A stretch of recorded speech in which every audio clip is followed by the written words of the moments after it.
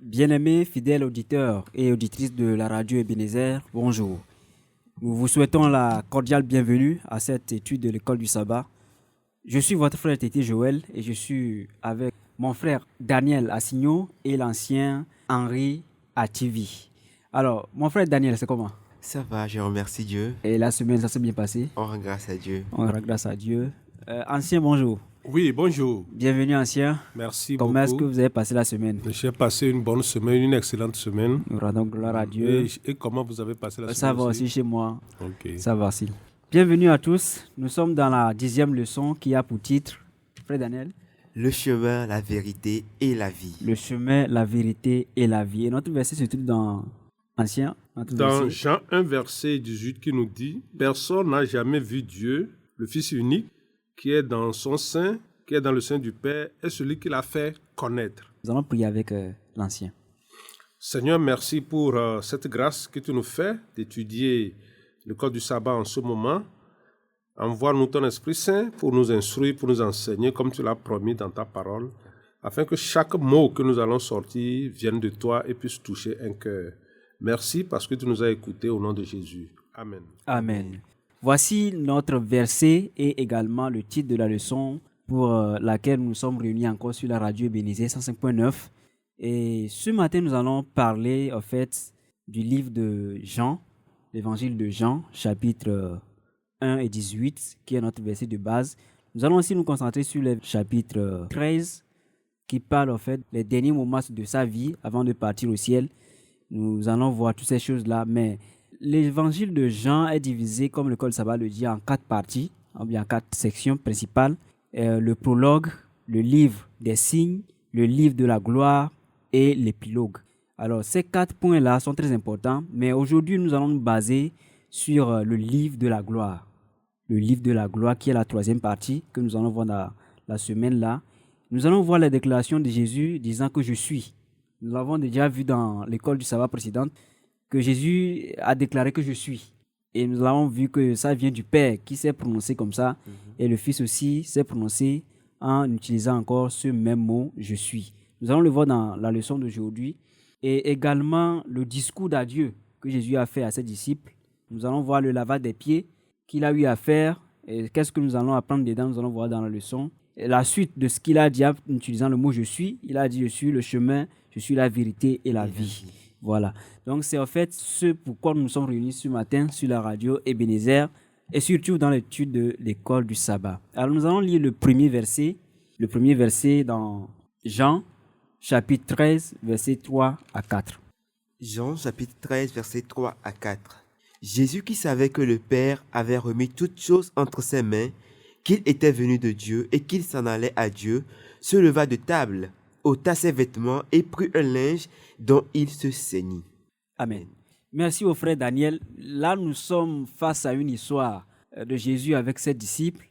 Et même avant d'entrer même dans l'histoire, selon la coutume des Juifs, quand tu fais un long voyage ou bien tu voyages un peu, tu reviens à la maison, tu dois te laver les pieds parce que tu t'es déjà lavé avant de venir. Maintenant, quand tu arrives, sûrement que tu auras des poussières à tes pieds, donc il faudra qu'on te lave les pieds. C'est déjà une coutume pour eux. Mais ici, nous voyons qu'il s'approche de la fête des Pâques. C'est au mois des Pâques et Jésus était obligé de laver les pieds. Même avant de laver les pieds, quelque chose s'est passé. Frère Daniel, qu'est-ce qui s'est passé? Et oui, on va voir que dans cette partie du monde à l'époque de Jésus, bon, c'est vrai comme vous venez de dire, lorsque les gens parcouraient ils faisaient des voyages, ils avaient de la poussière qui était sur leurs pieds et ils avaient une coutume qui était que bon, on devait leur laver les pieds. Mais on va voir que Jésus-Christ ici va se lever, va ôter ses vêtements et va venir pour pouvoir laver le pied de ses disciples. Et on va voir que lorsqu'il a commencé, il est arrivé, lui qui est le maître, qui est le Seigneur, n'oublions pas, c'est lui qui a appelé ses disciples. Maintenant, le maître ou bien le roi qui vient laver le pied de ses serviteurs. Alors, lorsqu'il a commencé par laver le pied de ses disciples un à un, on va voir qu'il est arrivé vers le disciple qui s'appelle Pierre. Et Pierre, lui, va dire, oh non, mon maître ne peut pas me laver les pieds à moi qui suis son disciple.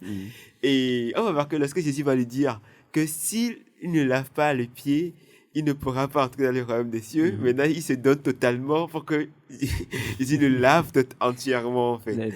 Donc, on va voir que ici, Jésus donne une preuve d'humilité à ses disciples.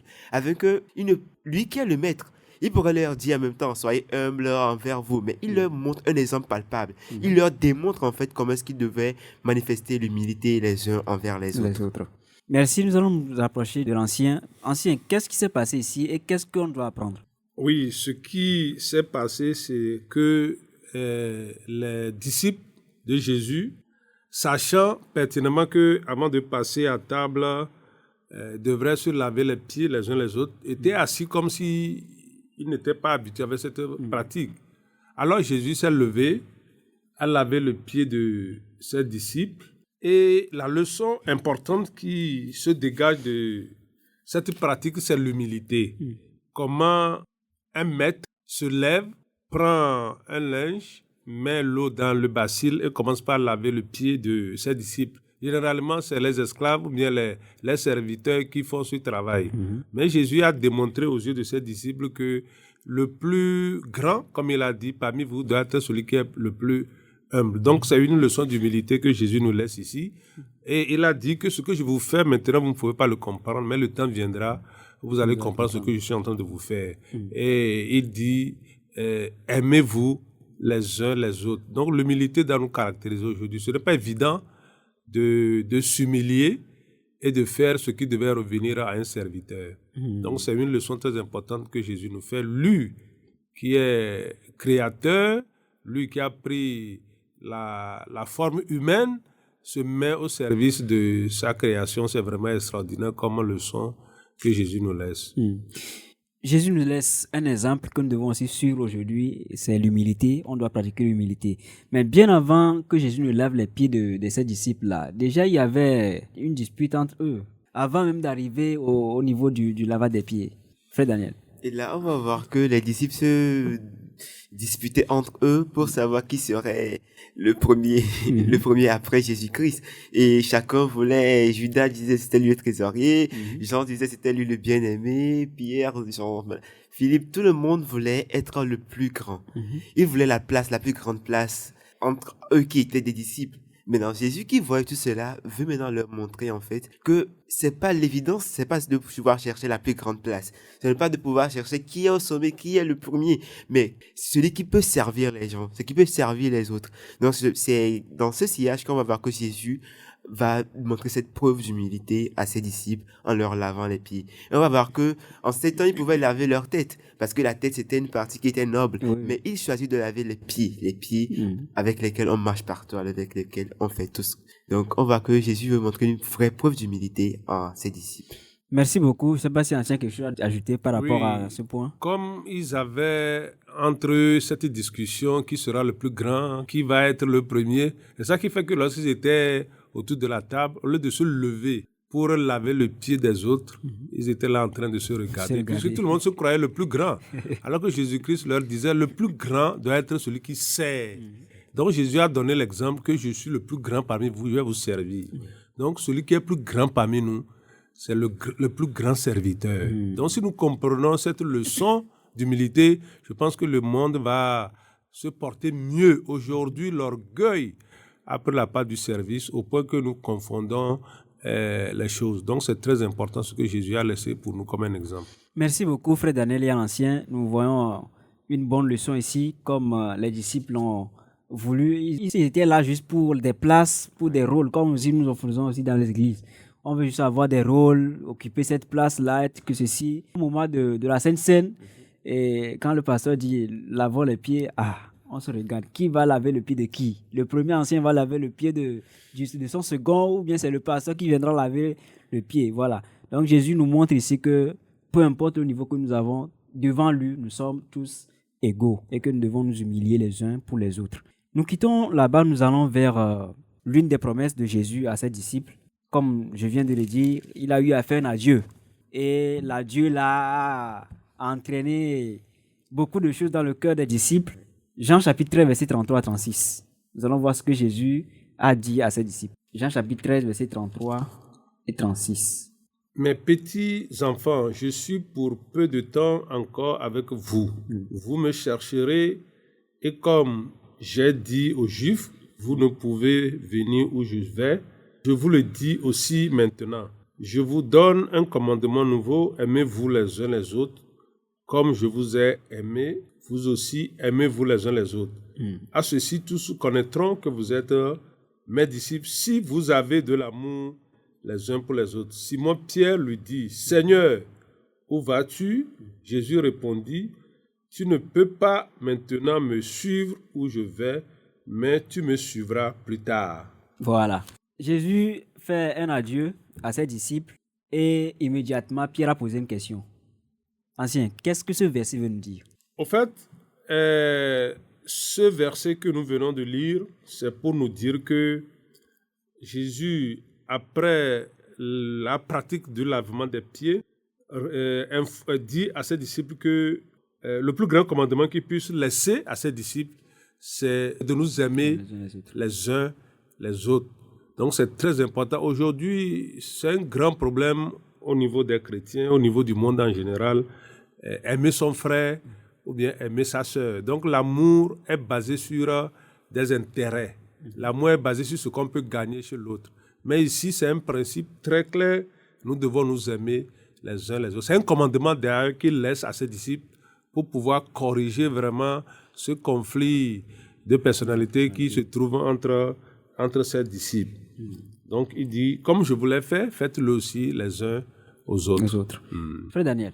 Oui, merci beaucoup. On va voir également là-bas que Jésus est en train de dire à ses disciples qu'il est avec eux encore un peu de temps, qu'il va les quitter et qu'ils vont le chercher, mais qu'ils ne vont pas pouvoir venir là où il est. Et qu'il leur donne un commandement. Et on va voir que Simon-Pierre dit, Seigneur, où est-ce que tu vas? On va voir que lorsque Jésus est en train de dire à ses disciples, imaginons lorsqu'on était enfant, lorsque n'a pas part au boulot, c'était la tristesse en fait. Oui. C'était la tristesse. Il va nous laisser seuls. C'est ça, on ne voulait pas. Et quand papa arrivait, genre tout le monde courait pour aller ouvrir la porte. Donc en fait, c'était également ce qui arrivait aux disciples. Lorsque leur papa, lorsque leur maître, lorsque leur Seigneur était en train de partir, leur laissant seuls sur la terre, ils étaient frustrés, ils étaient découragés, ils étaient dans un état vraiment de tristesse. C'est pour cela que Simon-Pierre va demander à Jésus où est-ce qu'il va. Et on va voir que Jésus maintenant va, dans le verset qui va suivre, dans le chapitre 14, il va leur faire maintenant une promesse. Et cette promesse, elle est quoi? Que votre cœur ne se trouble point. Oui. Croyez en Dieu et croyez en moi. Il y a plusieurs demeures dans la maison de mon Père. Si cela n'était pas, je vous l'aurais dit. Je vais vous préparer une place. Et lorsque je m'en serai allé et que je vous aurai préparé une place, je reviendrai et je vous prendrai avec moi, afin que là où je suis, vous y soyez aussi. On va voir que, alors qu'ils étaient frustrés, ils étaient confus, ils ne savaient pas là où Jésus allait, maintenant Jésus leur donne une promesse maintenant. Il les rassure que maintenant il va aller là où il va les préparer également des places. Il va revenir les prendre afin que eux également puissent être avec lui, avec le Père pour toujours. Alors, merci beaucoup. Donc, la question de Pierre était normale, ou bien? Tout à fait. C'était normal parce qu'ils avaient quelqu'un qu'ils voyaient comme un grand maître. Et comme ils étaient intimes, c'était pour eux, c'est pas un moment de tristesse qu'ils attendent que le gars dise, je vais vous quitter. Ils demandaient même, où est-ce que tu vas? Donc, il leur répond, est-ce que la réponse qu'il a donnée là même, est-ce que c'est normal? Tu quittes quelqu'un, il te demande, où est-ce que tu vas? Tu leur dis que votre cœur ne soit point troublé. Est-ce que la réponse là est normale? En réalité, tu vas comprendre que pendant ces 3 ans et demi, la plupart des paroles que Jésus prononçait, les disciples ne comprenaient pas. Ils ne comprenaient pas. Donc, tu vas voir même que dans la suite du verset, Pierre disait qu'il va suivre Jésus. Et Jésus lui disait que tu ne peux pas me suivre. Il dit que moi, je suis prêt même à donner ma vie pour toi. Ça veut dire qu'ils n'ont rien compris de la mission que Jésus-Christ exerçait devant eux. C'est pour cela qu'il dit que votre cœur ne se trouble point. Croyez en Dieu et croyez en moi. Parce que lorsque Jésus sera arrêté, tous vont fuir. Donc ce ne sera pas un moment facile. Et pendant ces 3 ans et demi, c'est Jésus qui était leur protection, la sécurité, la nourriture, tout c'est Jésus qui fournissait tout. Non, maintenant Jésus va partir, qu'est-ce qu'ils vont devenir? Mais Jésus les rassure de ne pas avoir peur, parce qu'il est allé pour leur préparer une place. Donc Jésus a dit même que c'est plus avantageux que je m'en aille. Parce que quand Jésus part maintenant, ils vont continuer la mission qu'il a entamée sur la terre. Merci beaucoup. Wilfred Daniel, qui oui, et j'aimerais ajouter également, on va voir que c'est là que Jésus dit à Simon qu'il va finir par le rejeter et par le renier 3 fois, ainsi de suite. Et on va voir que Jésus fait cette promesse qu'il va revenir. Et pour nous également, c'est pas juste aux disciples, c'est à nous également. Parce que nous également qui sommes disciples aujourd'hui, Jésus nous dit qu'il va revenir. Comment est-ce que nous agissons? Quelle vie est-ce que nous menons? Donc, comment est-ce que nous fondons notre foi encore sur la Bible, sur ces Écritures? Donc, il est encore temps que nous puissions revenir à Christ, que nous puissions nous recentrer sur lui, parce qu'il revient très bientôt pour nous prendre, pour aller au ciel avec lui. Merci beaucoup. Venons de voir en fait la réaction des disciples face à la déclaration de Jésus et la promesse que Christ a donnée à ses disciples. Et nous aussi, nous faisons partie de cette promesse. Il dit qu'il va et il revient. Et ce n'est pas un présent simple, mais un présent continu. Dans la conjugaison, un présent continu. Je m'en vais et je reviens. Donc aujourd'hui, nous aussi, nous faisons partie de cette promesse-là. Il revient bientôt et il va nous préparer une place. Ancien, est-ce que cette place-là, nous devons avoir les yeux fixés surtout sur la place ou bien c'est fixer plutôt les yeux sur celui-là qui va préparer la place? Ancien. Bon, dans tous les cas, si nous fixons les yeux sur la place, celui qui prépare la place, ça revient à la même chose. Parce que cela nous permet quand même de chercher à comprendre. Pour connaître cette place-là, il faut chercher à avoir une relation avec celui qui allait nous préparer une place.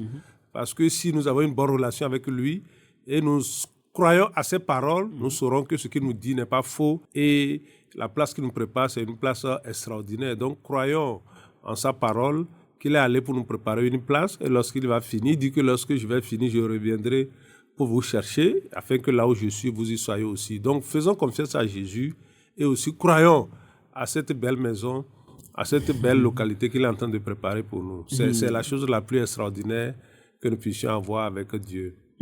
Merci beaucoup. Nous voyons ensuite dans la leçon, Jésus fait une déclaration que je suis le chemin. Et nous allons lire Jean chapitre 14, verset 5. Nous allons lire Jean chapitre 14, verset 5 pour voir peut-être la question de Thomas. Et la réponse de Jésus. Et la réponse de Jésus. Voilà. Jean chapitre 14, verset 5 à 6. Thomas lui dit, « Seigneur, nous savons où tu vas. Comment pouvons-nous en savoir le chemin ?» Jésus lui dit, « Je suis le chemin, la vérité et la vie. Nul ne vient au Père que par moi. » Voilà. Il dit, « Seigneur, on ne sait même pas où tu vas. » Maintenant, il leur répond, « Je suis le chemin. » Est-ce qu'il a répondu à la question qui a été posée, ancien? Oui, en effet, Jésus a répondu. Parce que Jésus dit au verset 4, « Vous savez où je vais et vous en savez le chemin. » Et puisque Jésus était, depuis les 3 ans et demi, c'est la même chose que Jésus-Christ leur répétait, que c'est lui, à travers lui, qu'ils vont avoir accès au Père, c'est à travers lui qu'ils vont connaître la vérité, ils vont avoir la vie. Et il est en train de lui dire qu'à travers moi, vous avez tout ce dont vous avez besoin auprès de Dieu. Donc, il répète tout ça là pendant 3 ans et demi, mais ils n'ont jamais compris. Il est en train de réitérer ça une fois encore pour dire à Thomas que je suis le chemin, je suis la vérité, je suis la vie. Donc, aussi longtemps que vous êtes avec moi, que vous vous attachez à moi, vous allez avoir accès au Père et vous allez avoir accès à la vie éternelle aussi. Frère Daniel, Oui. je vais me retourner vers toi pour te poser une question. Où Jésus allait? Où est-ce qu'il allait? Ok, on va voir que Jésus allait vers le Père. Et il leur a dit, on pourrait se demander, mais pourquoi Thomas pose cette question? Parce que dans le verset précédent, Jésus même leur dit qu'il va vers le Père pour aller préparer leur place. Parce qu'il y a déjà une maison bien construite. Je ne sais pas si c'est un hôtel ou c'est un auberge, je ne sais pas. Mais il y a déjà une maison qui est bien construite et qui va leur préparer la place. Et qui va revenir le prendre. Maintenant, Thomas dit, maintenant, tu vas On ne sait même pas où tu vas. Et maintenant, Jésus lui répond en même temps que c'est lui le chemin, la vérité et la vie. Que c'est à travers lui qu'ils peuvent aller vers le Père. Donc, c'est Jésus seul qui peut expier en fait nos péchés. C'est Jésus seul qui peut nous laver, qui est le chemin. Parce que bon, dans le monde actuellement, on va voir qu'il y a beaucoup de routes que les gens nous disent que ça mène vers le Père, mais toutes ces routes sont pas les vraies. Donc, le chemin qui est la vérité et qui est la vie, c'est Jésus seul. C'est Jésus. Merci, seul Jésus est le chemin qui mène vers le Père. Il va vers le Père et c'est lui-même le chemin. Ceux-là qui veulent aller vers le Père je dois passer par Jésus-Christ. Absolument. Oui. Le seul chemin qui mène à Dieu, c'est Jésus. Tout chemin mène à Rome. C'est ça, non? Oui, Tout chemin mène Tout chemin mène à Rome, mais tout tout chemin ne mène pas à Dieu. Le seul chemin, c'est Jésus-Christ. Alors Jésus dit, je suis la vérité. Il dit, je suis la vérité. Comment est-ce que Christ est la vérité et où est-ce que nous pouvons voir aujourd'hui la vérité, ancien? Oui, Jésus l'a expliqué, hein, quand nous allons lire dans Jean 17, verset 17, il nous dit là-bas que, Jean 17, verset 17, il dit, sanctifie-les par ta vérité, ta parole est la vérité. Donc la vérité, c'est la parole de Dieu. Donc si nous acceptons la parole que Dieu nous donne, nous acceptons la vérité, et cette vérité-là va nous transformer. Vous connaîtrez la vérité, et la vérité va vous sanctifier. Donc la vérité, c'est la parole de Dieu. C'est pour cela que Jésus lui-même, chaque fois qu'il veut prendre la parole, il se réfère au prophète, il se réfère à la parole que Dieu a déjà donnée par rapport à un sujet donné, pour dire que cette parole que mon Père a donnée, c'est ça, la vérité sur laquelle il faut se fonder. Donc, dans tous les domaines de notre vie, la vérité est la parole que Dieu nous a donnée par rapport à cet aspect de notre vie. Et là, d'autres ont défini la vérité comme étant relative. La vérité est relative pour nous, les êtres humains, même pour Dieu. La vérité, elle est unique. Parce que la vérité, c'est l'information originale. Comment ce qui est information originale créée par Dieu peut être relative. Dieu a créé l'homme, il connaît comment il a créé l'homme. Donc, s'il parle de l'homme, il ne nous donne pas de vérité relative, il nous dit exactement ce qu'il a fait, comment il a fait et comment cet homme-là peut fonctionner par rapport à ce qu'il a fait. Donc c'est ce que nous refusons, nous souffrons. Si nous refusons la vérité de Dieu, nous allons souffrir parce que les vérités des hommes ne sont pas de vraies vérités. Frère Daniel. Et oui, j'aimerais aussi ajouter que et dans ce monde où nous sommes, Jésus est la vérité et rien que la vérité. Et parce que dans Hébreux 13, verset 8, il nous dit que Jésus est le même hier, aujourd'hui et éternellement. Ça veut dire qu'il n'y a pas d'ombre de variation en lui, il n'y a pas de changement. Le Dieu qu'il était avant, c'est lui qu'il est aujourd'hui, c'est lui qui sera toujours, et c'est le Dieu de la vérité. Et on va voir que lorsqu'il était en train de partir, il fait cette promesse à ses disciples qu'il va envoyer sur eux l'esprit de vérité, parce que c'est lui-même qui est la vérité. Et on va voir que dans ce monde, il y a des mensonges, il y a des ténèbres, il y a du relativisme qui existe. On va voir que c'est Jésus seul qui est la lumière, en fait. Lorsque nous embobinons dans nos philosophies, dans nos maximes et autres, on va voir que lorsque Jésus lui-même arrive, lorsque nous mettons la parole de Dieu, les Écritures, on va voir qu'il y a une lumière qui arrive pour nous éclairer. Donc c'est Jésus même qui est la vérité. Et il y a une partie de la leçon qui m'a beaucoup touché. On dit que Jésus n'est pas seulement l'incarnation de la vérité, mais il est lui-même la vérité.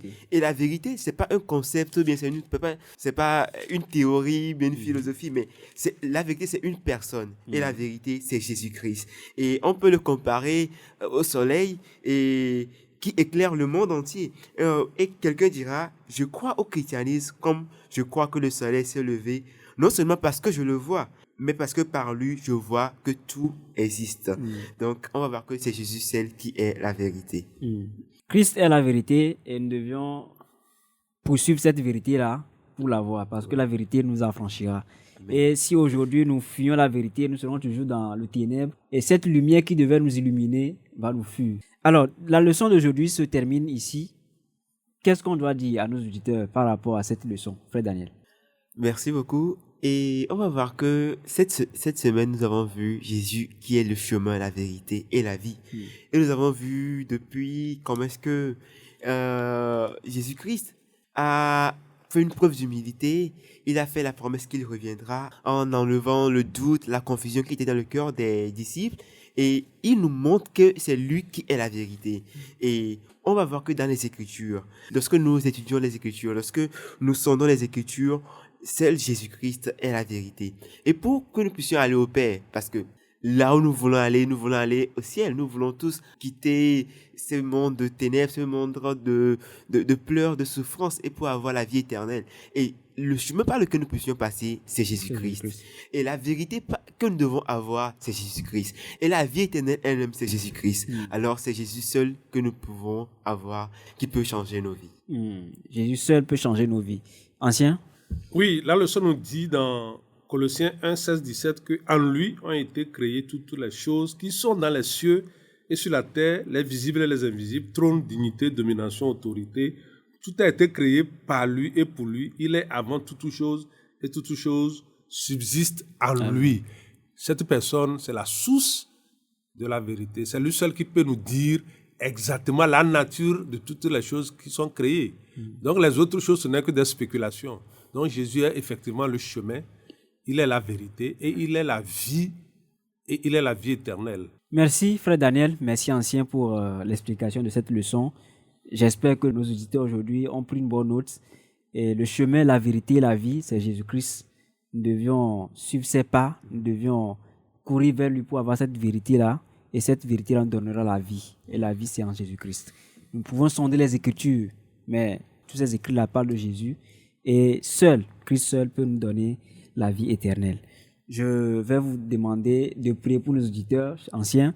Notre Dieu, notre Père, nous te remercions pour cette leçon que nous venons de faire. Merci pour toutes les personnes qui nous écoutent. Nous prions de continuer par les bénir et de bénir ces paroles dans leur cœur, en sorte qu'ils puissent fonder leur foi sur cette vérité qui transforme. Sois béni, sois loué, sois magnifié au nom de Jésus. Amen. Amen. Amen. Merci, chers auditeurs, auditrices de la radio Ebenezer. Nous vous donnons rendez-vous samedi prochain. Soyez bien câblés et que le Dieu Seigneur vous bénisse. Amen.